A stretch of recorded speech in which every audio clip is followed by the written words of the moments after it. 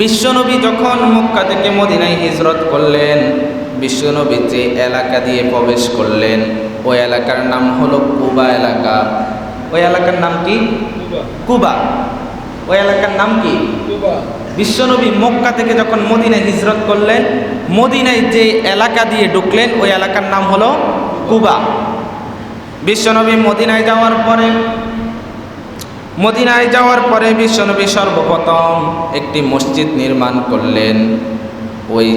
তিনি যে এলাকা দিয়ে সর্বপ্রথম যে এলাকা দিয়ে মদিনায় প্রবেশ করলেন ওই এলাকার নামের উপরে ওই এলাকার মধ্যে একটা মসজিদ নির্মাণ করলেন।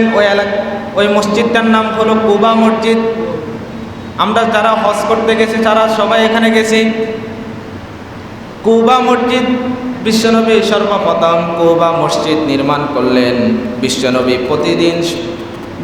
প্রতি শনিবারে কুবা মসজিদে গিয়ে এই মসজিদুল কুবার মধ্যে গিয়ে বিশ্বনবী 2 রাকাত নামাজ পড়লেন। বিশ্বনবী বললেন, কেউ যদি কুবা মসজিদে গিয়ে ঘর থেকে ওযু করে, কেউ যদি মসজিদে কুবা গিয়ে 2 রাকাত নামাজ আদায় করে, আল্লাহ তাআলা তার আমল নামায় একটি কবুল হজের সওয়াব দান করবে। কেউ যদি ঘর থেকে ওযু করে বের হয়ে কুবা মসজিদে গিয়ে 2 রাকাত নামাজ আদায় করে, আল্লাহ তার আমল নামায় একটা কবুল হজের সওয়াব দান করবে। ওই মসজিদটা যখন কুবা মসজিদ বিশ্বনবী প্রতিষ্ঠিত করলেন, মুনাফিকেরা মুশরিকেরা তার পাশের একটা গ্রামে একটা মসজিদ নির্মাণ করলেন।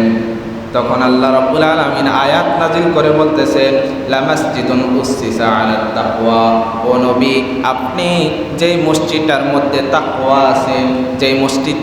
তাকওয়া আছে ওই মসজিদে আপনি নামাজ আদায় করেন, আর যেই মসজিদে তাকওয়া নাই আপনি ওই মসজিদে নামাজ আদায় করবেন না।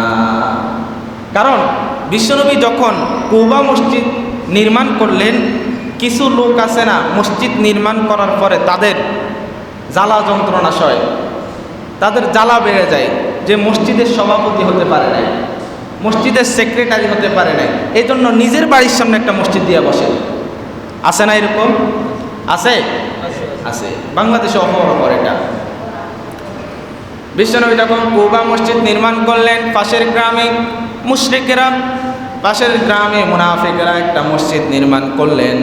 তখন আল্লাহ বললেন, নবী, আপনি যেই মসজিদের মধ্যে তাকওয়া আছে, যেই মসজিদ আল্লাহর ভয় আছে, যেই মসজিদটা আল্লাহকে সন্তুষ্টি করার জন্য নির্মাণ করা হলো, আপনি ওই মসজিদে গিয়ে সালাত আদায় করা আপনার জন্য উত্তম হবে।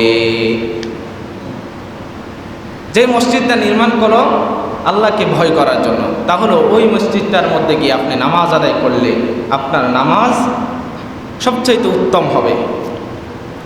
তাহলে মসজিদ নির্মাণ করতে হবে, মসজিদের মূল ভিত্তি হলো আল্লাহকে সন্তুষ্টি করার জন্য, তাকওয়ার জন্য মসজিদ নির্মাণ করতে হবে।